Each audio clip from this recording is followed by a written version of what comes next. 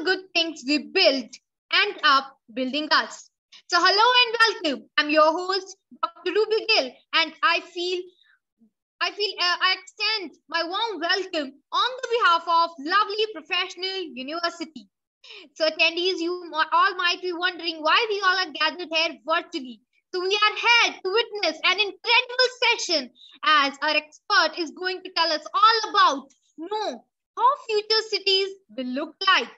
So before we commence, allow me to introduce the expert of the day, Architect Mustafizur Rahman, Associate Professor, School of Architecture, lovely professional university.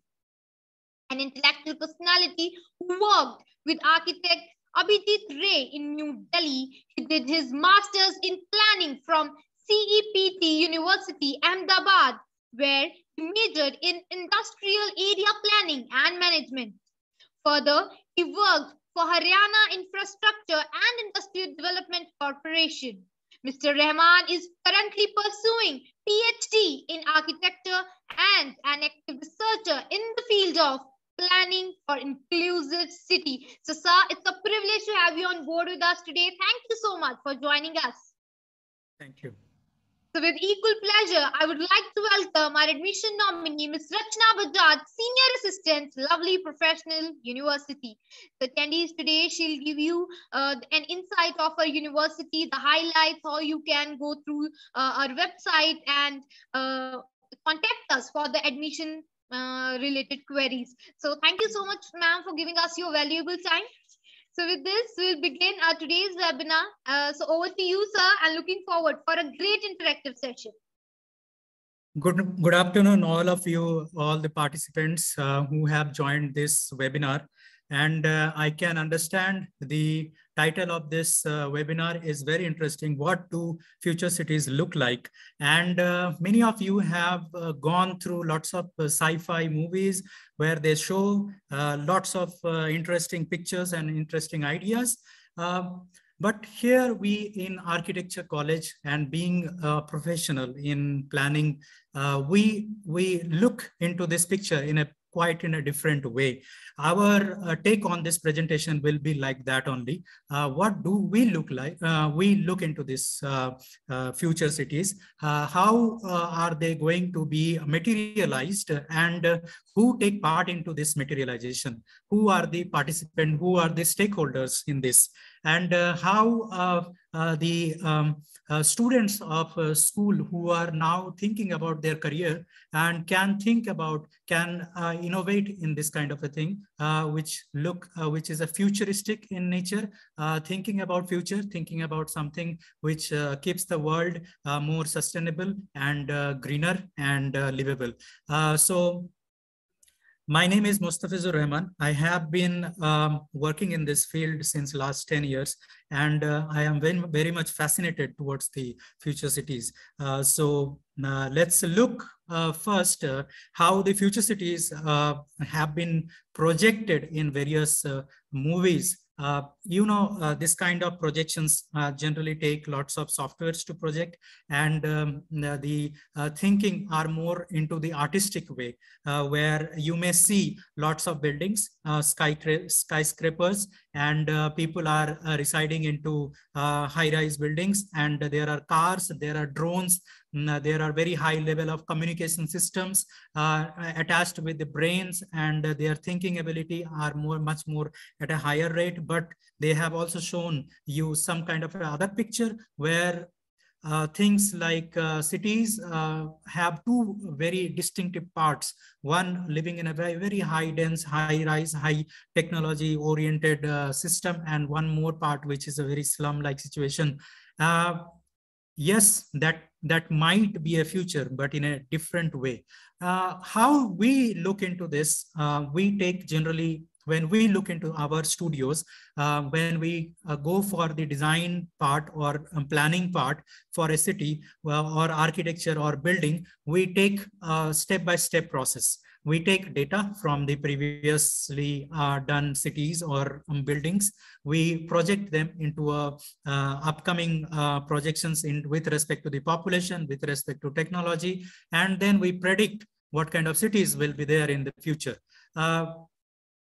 For that purpose, we can consider some of the cities which have already been built in the world, which can be considered as the future cities. If we consider at least 30 to 40 years beyond the time, and 30 to 40 years ahead, say for example 2070, 2080, then the cities that are going to come up will look like a combination of case studies that I'm going to present today. These combinations I have carefully chosen on the basis of some categories like sustainability, which like save the earth, and some population projections like density, high rise, some technological innovations like you may imagine like technological innovation is going to give boost to the high speed transportation, but it may also take you to the very walkable and very cozy, convenient city like feature.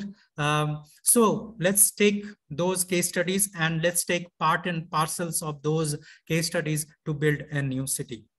The problem that we solve, we identify the problem, we explore the information and create the ideas, then select the best idea, build and test the idea, then evaluate the results, and we again, when we build something, then we again identify the problems and do something like that.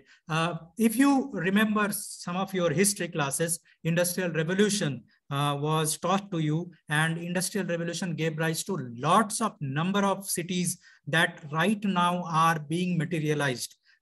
You may imagine like neighborhood planning, Chandigarh city, in Chandigarh city, bypass roads, service lanes, lots of other things, lots of architectural practice like farmhouse, etc. All those things came up when Industrial Revolution came into existence, and cities faced lots of problems like slum, filth, death due to sanitation problems. So city planners also gave lots of ideas for the future city. That time, city planners also are giving, architects also are giving lots of ideas right now for the future cities, upcoming cities, with respect to the problems that we are facing. So what is a city? A city, before we go to the future cities, we just have to understand a city. City are built of, first of thing, that is the anthropos, that we are human being. We make society, and after the society are confined into some cells, like say for example buildings, some malls, some schools. Every time we need some buildings, and then those are connected. There are network of connection because the city is spread a lot. So buses are there, water running, electricity running, taxis are there, lots of infrastructure, communications are there. So all these are network, and obviously nature is required, which we see greenery, we see animals and etc., which are nowadays becoming obsolete part of this our life, which that's why these all 5 things makes a city more and more livable and lively, and all those are more a good component of city. Then the basic problems that we face nowadays for the cities are the traffic, biggest problem that we face in the city. Second problem that we face are the environmental pollution. Let it be pollution related to water, pollution related to air, pollution related to land pollution. Then third problem that we face in the cities are land shortage. Cities have to be grown higher and higher. There can be a problem of physical land shortage, geographical problem, and one can be problem of the economic problem, where cities becoming more and more shrink to a very confined urban growth. Then urban sprawl, another problem. This is just opposite to the land shortage problem, where in America we can see cities are growing far away from settlements. The housing colonies are being built in a very spread manner. And if you look into New Delhi, if you look into Ahmedabad, all those cities are becoming more and more urban sprawl. Lots of cities are becoming more and more vast. You cannot go from one point to another point. It will take around 1 hour, 2 hours. If you go from Noida to Gurgaon, it will take 2 hours.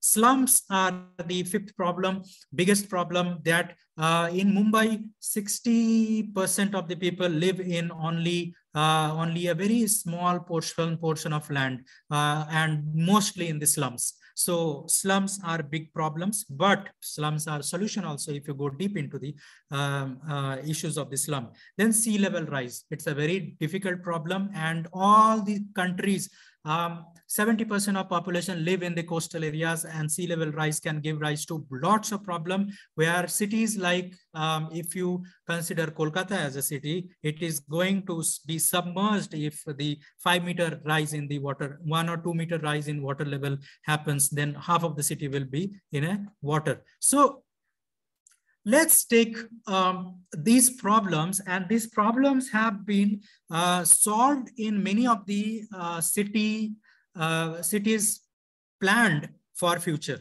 and some of the case studies that I'm going to show you right now.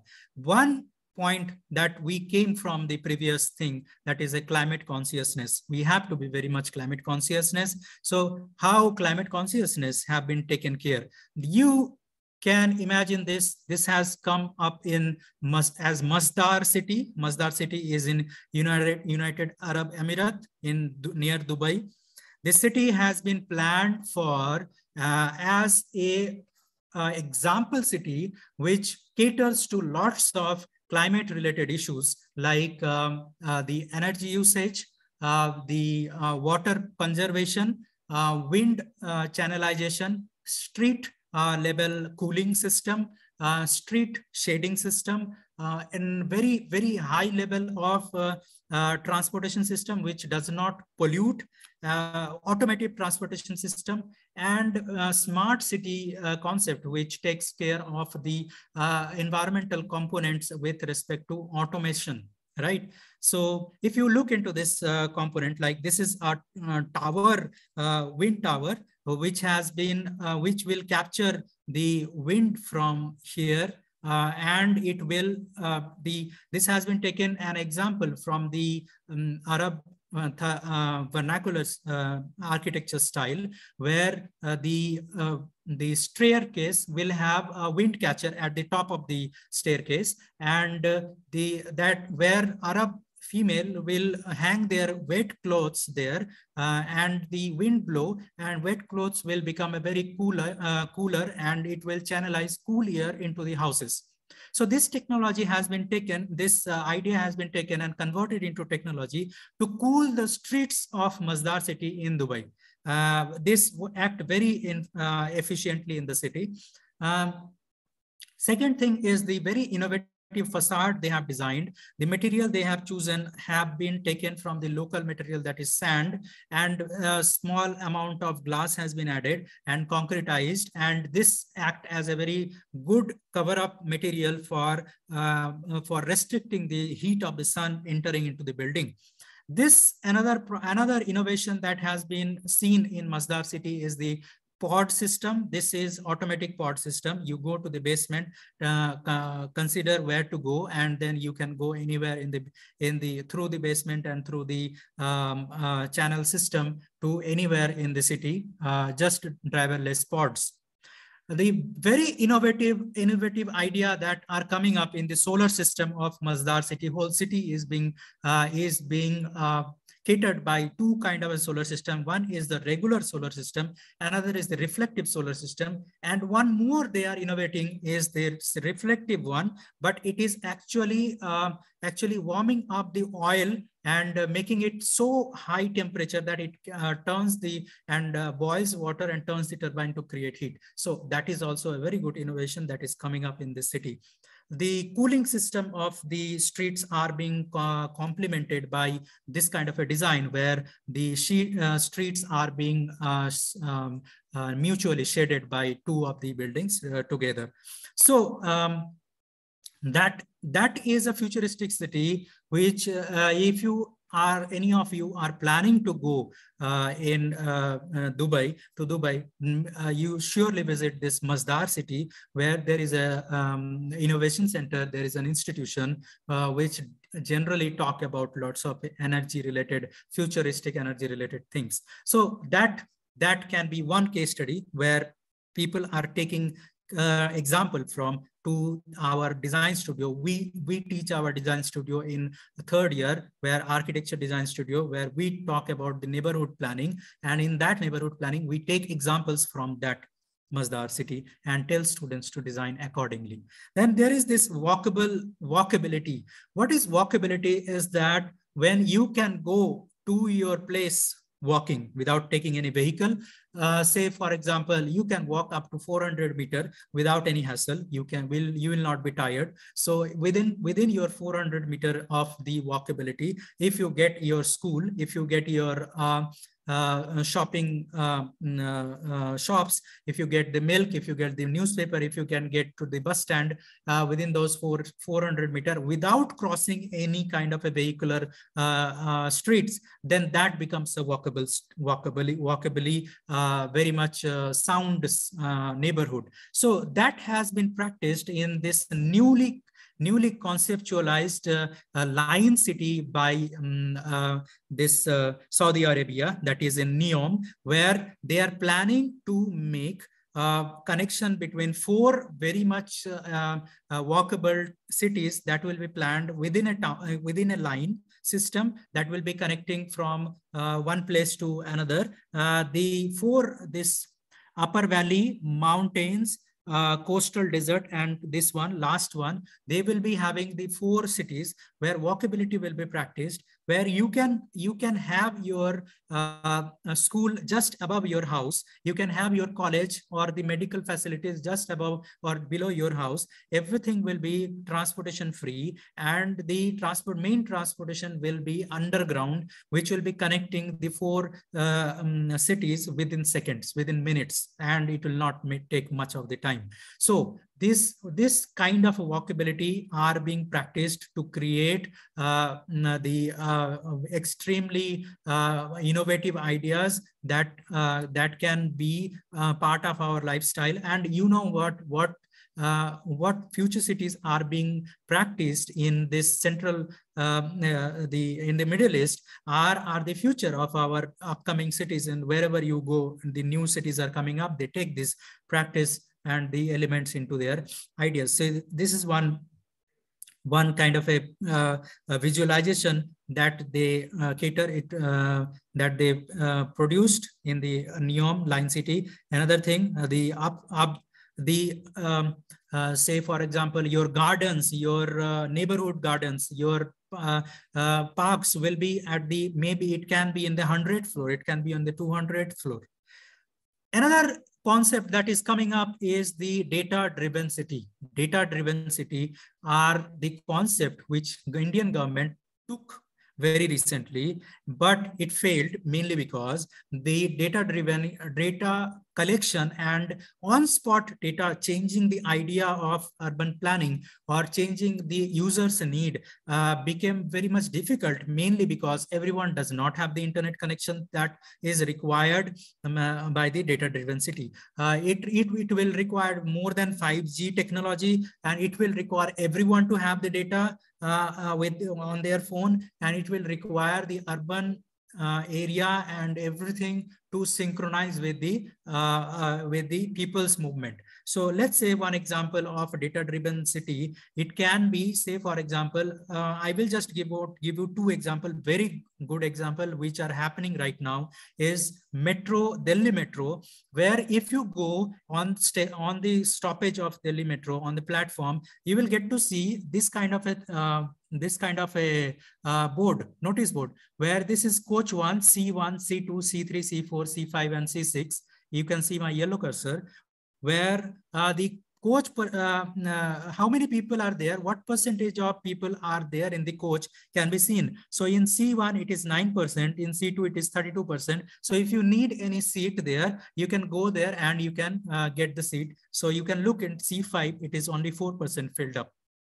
So this is a very innovative idea, which is on-spot data-driven mechanism where you can participate, also change the data. So whenever you go to any coach, say you go to C3, and the percentage of the capacity of the coach will increase. Okay, so that is what very innovative thing. Second thing is you use day-to-day life is the Google Map system, where traffic and transportation are changing day by day, where there is alternative route, how far it is, where the location is, how the alternative route will work, whether there is any construction work going on, whether there is a blockage of the road, where how many vehicles are going on. Second, so all those data are driven from your mobile to the which is actually converting the traffic of the system of the city into a very usable kind of a traffic system. So that this is a very innovative thing, which is going to be a part, and many more ideas will be adding up to the data-driven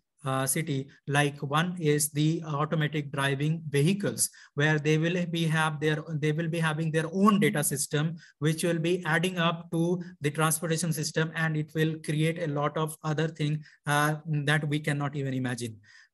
Next concept is building on water. Again, we have to go back to the Middle East, where building on water can be considered as the land reclamation, where Mumbai, if you see, many of the part of Mumbai is a land reclaimed city. It's an island city, and if you see the whole greenfield development of land city on the water can be seen as the Palm Island, where the whole of the city has been developed through land reclamation, where the water,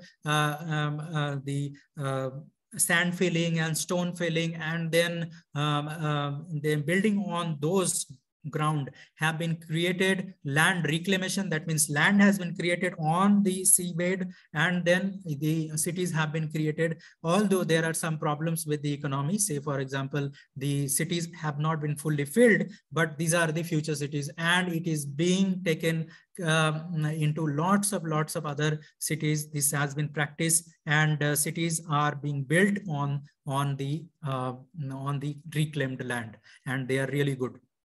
Then underwater cities which are being practiced underwater, which can be a future, where there is this in Japan, Shimuju Corporation, which are thinking of creating a city, kind of a experimental city, where the upper part, the top part, will be little bit floating on the water and above the sea, and all the energy that is required, air, water, and the sunlight, etc., will go from that part. Then the lower part of the city will be connected to the base of the sea, that is around 2 kilometers. The spiral part will be the transportation. There will be 3 more levels of the bubbles, where there will be research going on into this city. This is a ongoing project where you can see some of the visuals have been created. One more thing that is being is part of this is the floating city. Floating city is a new kind of a concept which has been taken from lots of other floating cities that are in practice in the coastal countries, where floating houses are there, floating boats are there, floating markets are there. So this South Korea's Oceanics in Busan, they are making this floating city, and this city will be made in such a way that the base of the city will be more and more stronger and stronger as it will grow with the time. So the city will be floating as much the sea level rise, no problem in that. So this floating city is being planned here. A similar kind of a floating city is being planned in Maldives. Maldives is a part of floating city. If this is a floating city, if you see resorts in Maldives, they are on the creek, so it is not actually floating. But this is a this is a kind of a city which is a floating one. Underground living. Underground living has been a very fascination in our life, but this can be a reality when Mexico's own rabbit hole have been practiced, where again it is in the same mode where upper part will be taking the nature and the lower part will be part of the more research oriented projects, etc. So and one more that is a design for Singapore's underground science city, which is ITC Corporation is being taken care, where some part of the building will be on top, and the maximum part will be of the science city will be underground. So another hotel which is a partially submerged into the earth is the Sima Wonderland Intercontinental Hotel in Shanghai, which is part of a kind of a crater, which is, if you look into our mines, that kind of a feature where there is a waterfall and the hotel is located on the side of the walls. New York also trying to create such kind of a thing, and you can see most of the subways in the New York are underground, and almost everyone in New York travel underground at one part of the time. In Delhi, lots of trains are underground. Almost everyone goes underground. So underground is near future in upcoming time. Then there is this very innovative idea, that is the green making vertical garden, where buildings are part of the greenery, where buildings will have their own gardens, and that will be very near future. And nowadays the practice is that walls are being made with the green, but in future all buildings will have their greens on their own, so that you don't have to even come down for the parks. The parks will be on top of the buildings. So this is Bosco Vertical in Milan, Italy, is being planned, and it is a near future. But one thing that is very much in practice, that is the Jewel Changi Airport in Singapore. You can visit this, where the whole airport central part, this portion, the metro connect between the two airport terminals, and this is the recreational part, where lots of green is there. It is being planned on the building. So these are the future which are coming up. Industrial townships are a near future, where Indian government is building industrial corridors, and industrial corridors will be connected with lots of industrial towns, and industrial towns will be mixed use industrial town, where cities will have highly technologically advanced offices, residential areas, industries, etc., with good high speed rail connections that will be connecting all the industrial towns, industrial cities, and they will be near future in our country. Space colonization. This is a feature of world, where space colonization we have seen in the International Space Station by NASA, but this is a near future where we will be building bigger such kind of a space colonization spaceships, which will be rotating around the Earth instead of going to the Mars, or instead of going to Venus. These will be rotating around the Earth, and they will be having their own gravitation according to the Earth field, gravitational field, and there we will be having our next colonies, if you are talking about the space colonization. Our students also took part in such kind of an idea generation, and they have won such kind of a competition also, which took part in the worldwide competition. City planning and architecture. Now, if say we took lots of case studies. We talked about the cities which are environment friendly. We talked about cities which are over the ground, under the sea, floating cities. We talked about the land reclamation. We talked about the industrial settlements. These are kind of a parcel of future cities, where it will be a combination of such kind of a thing. These combinations we take case study in our design studio, be it the city planning or architecture, and we tell the students to take the ideas as innovative as though they are and incorporate in our design ideas, in our city planning, in our architecture design studios, where students have created a good innovative cities, innovative buildings. But they are not only practice in isolation. We practice those in with respect to our system. That is, we start with our data collection, then we talk about the concept, then we do case studies, then we talk about concept, then we design something, and then after designing, we try to visualize those with some kind of a software. And those softwares are ArcGIS, MS Project, AutoCAD, Google SketchUp, Adobe Photoshop, Revit.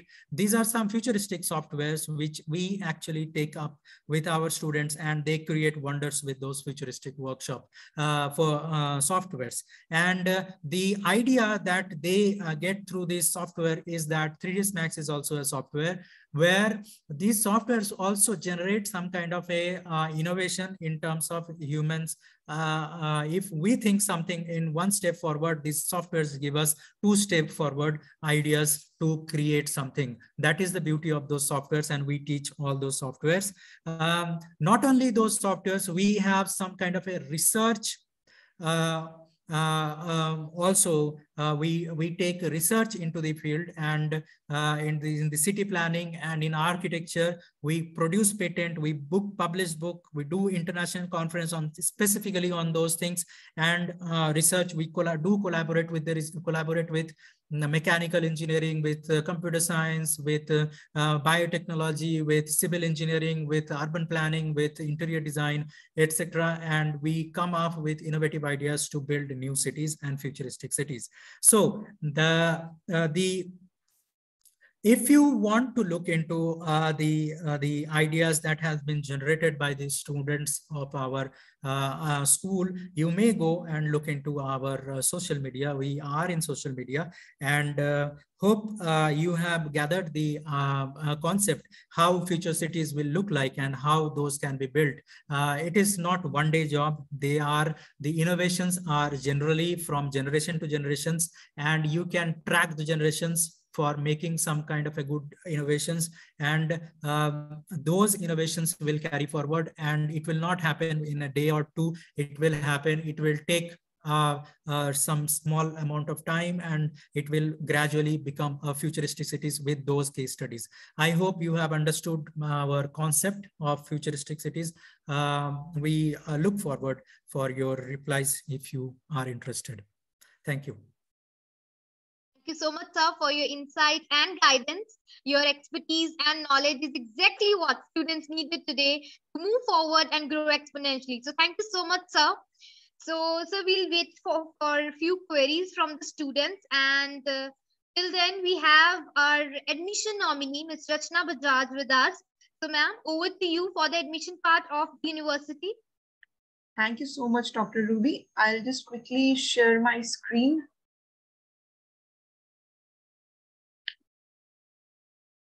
Okay, I hope my screen is visible.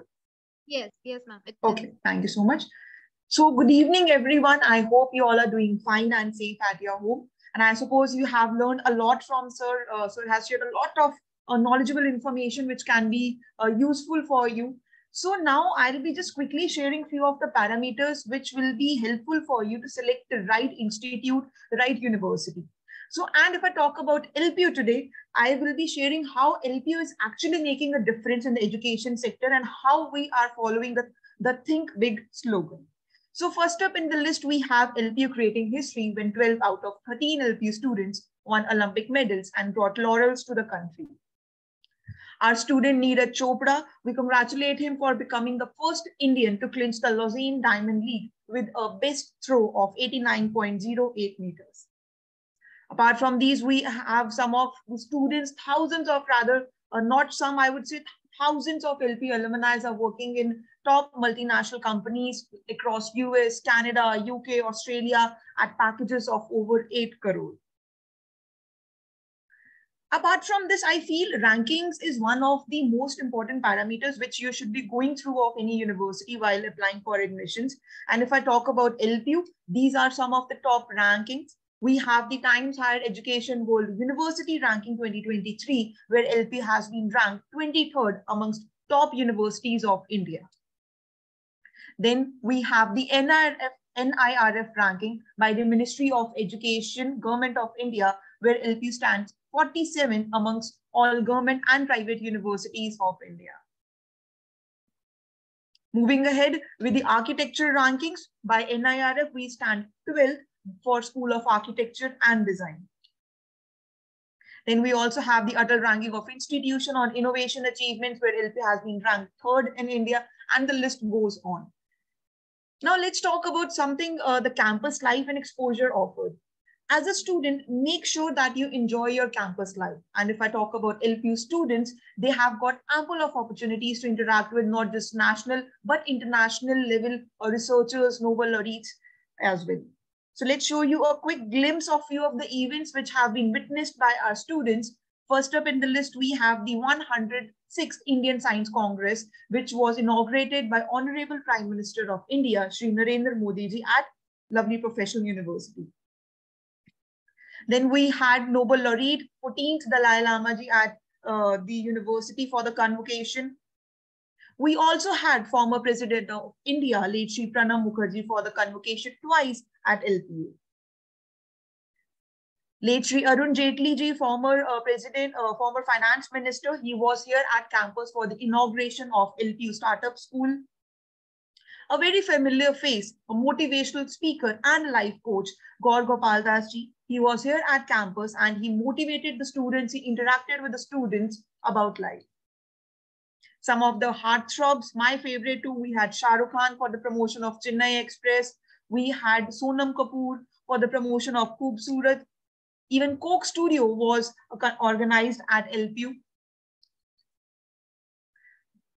For lovers of cricket, we had MS Dhoni and several other celebrities at the campus. So now let's talk about the infrastructure, because you will be learning in these classrooms, you will be making memories in these classrooms.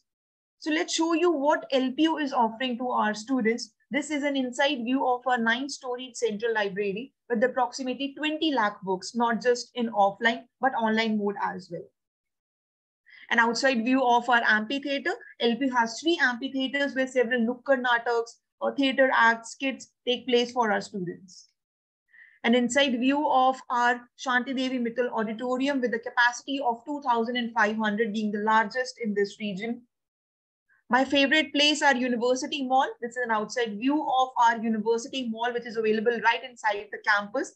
Let's take you inside this mall. It has all the basic facilities. If I talk about courier facilities, dining areas, Domino's is there. We have stationeries available for clothing as well. Apart from academics, we want our students to enjoy their leisure time. For this, we have bowling area, a gymnasium for our students. Apart from this, if you feel require any medical consultancy, if you feel sick or anything, we have a university hospital inside the university campus where eye specialists are available. We have dental facilities available inside the campus. General wards, physiotherapists, chemist shop is available right inside the campus. An outside view of our Shanti Devi Mittal Indoor Stadium, which has several sports facilities like proper Olympic level and all-weather swimming pool, 12 badminton courts, shooting area, open playgrounds, a beautiful picture clicked by one of our students, and a mesmerizing night view of our university campus. So this was all about some of the parameters, the infrastructure, the rankings, and etc. Now let's show you how you can apply for admissions in our university.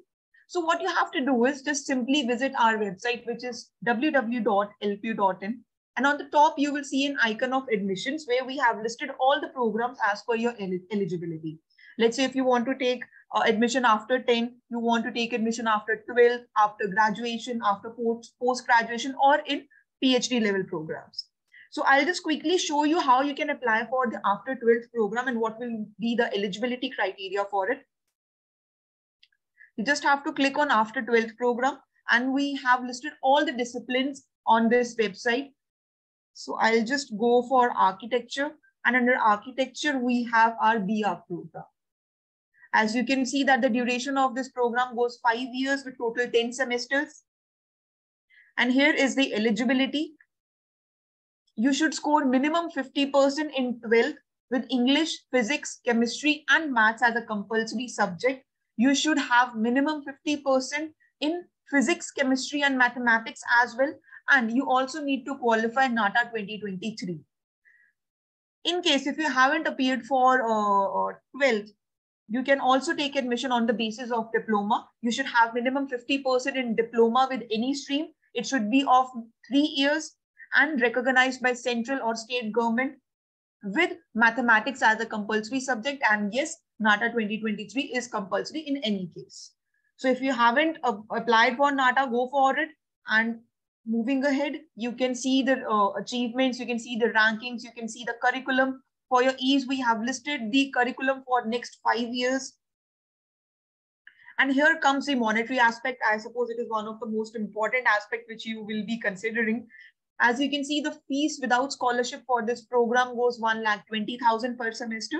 But we have different categories as well for your scholarships. Let's say if you score between 80 to 89.9% in your 12th, you will fall in category 3, that is of 30%, and your fees will be reduced to 84,000 per semester. If you score even better, if you score between 90 to 94.9%, you will fall in category 2, that is of 40%, and your fees will be reduced to 72,000 per semester. Last but not the least, if you score 95% or above, you will fall in category 1, that is 50%, and your fees will be reduced to 60,000 per semester.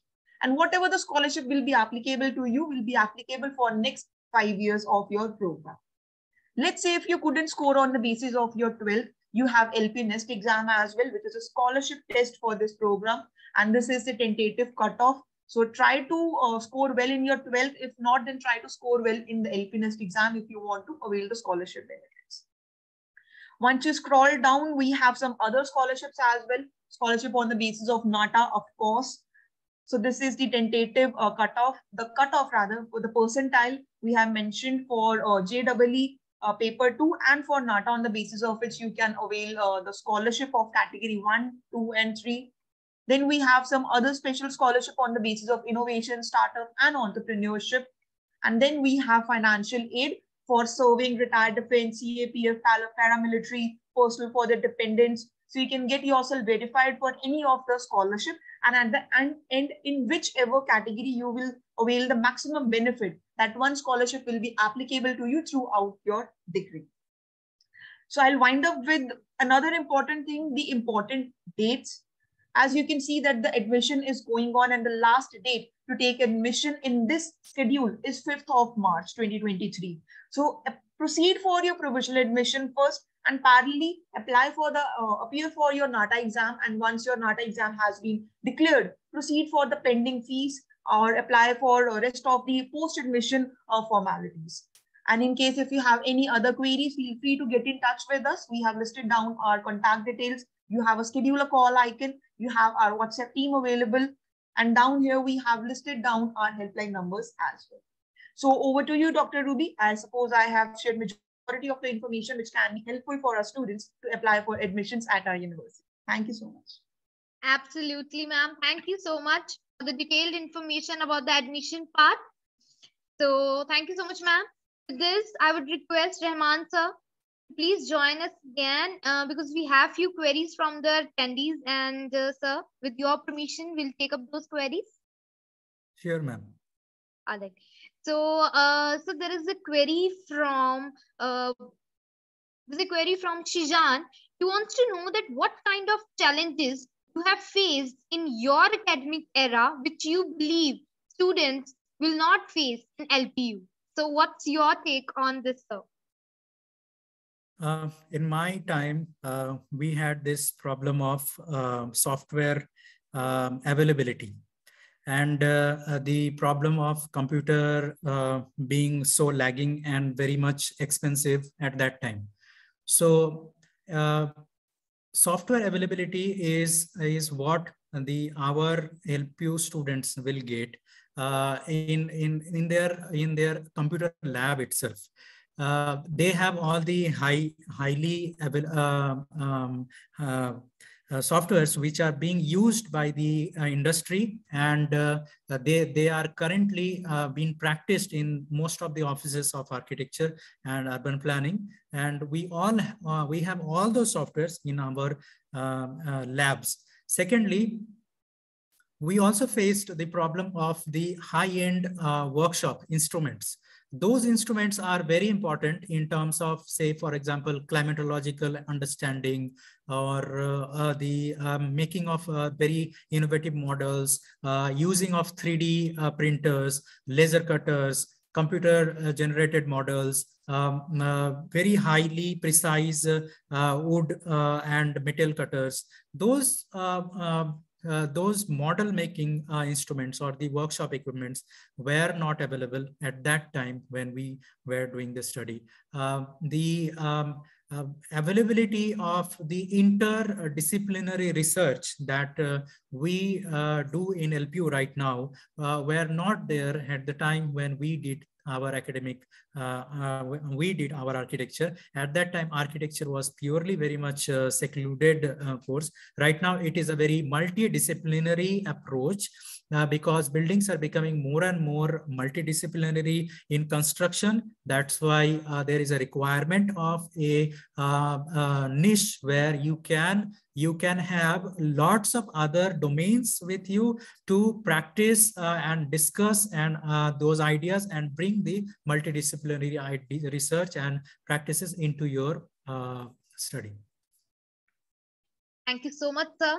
And I completely agree with you. Yes, we have very high-tech and well-equipped labs which are well-maintained, and with the guidance of our mentors like you, sir, I think it's a brilliant platform for each and every student to be the part of LPU. So we'll take up another last but not the least query from student, that is Harpreet Kaur. She wants to know that what is the procedure of placement drives in the university? We take placement in a stepwise manner. We don't take placement in a very just pass out and you go to the drives and you go get the placement. We take the placement from the start of our journey of BARC or the M plan or B plan or MARC, where we step by step in every semester, we consider that you will build your resume. Your resume will be enriched with research papers, with projects, live projects, with seminars, with the industry visit, with patent. All those things will enrich your resume. We don't only, the other schools generally practice is the one-time industrial practice, but we try to send the students every summer, at least for the second year, third year, and fifth year, fourth year, where the students will go and practice with the the architects and planners, and they bring their report. So the resume keeps on increasing. The research paper, we have added research papers, we have added patent into our curriculum, we have added conferences, we have added seminars. So all those things will add on to the resume. Second thing we do is during the internship, we try to prepare the portfolio of the student from the beginning itself, and their portfolio become very much enriched, very much good enough. And the software involvement create the portfolio very beautiful. And those portfolios we send to all the architecture offices, all the planning offices. Also overseas, we send those to the architects in Dubai, we send those to UK, Germany. We have collaboration with architecture firms in Germany. We have recently got the requirement for 2 interns in Germany, and we are sending their portfolio there, and much more are coming up. And one of our students just did internship in Dubai with around 80,000 rupees per month package. So that was really good. So absolutely. It's not only a one-day process. We do practice every day. The placement is practiced every day. Wonderful, wonderful hearing from you, sir, that our students, they have grown at high positions So thank you, sir, for sharing that information with us and resolving all the queries from of our attendees. So with this, we'll conclude today's webinar. That's all for today. Thank you, attendees, for sparing time and participating in the webinar. We appreciate you all for being there, and I believe your knowledge has been enriched by this webinar. Also, I would like to thank express my appreciation to the experts for their valuable contribution. I'm sure, sir, your years of research, your years of experience will definitely help the audience to choose the right path. So until next time, I, Ruby, will finally sign off the session. Thank you, everyone.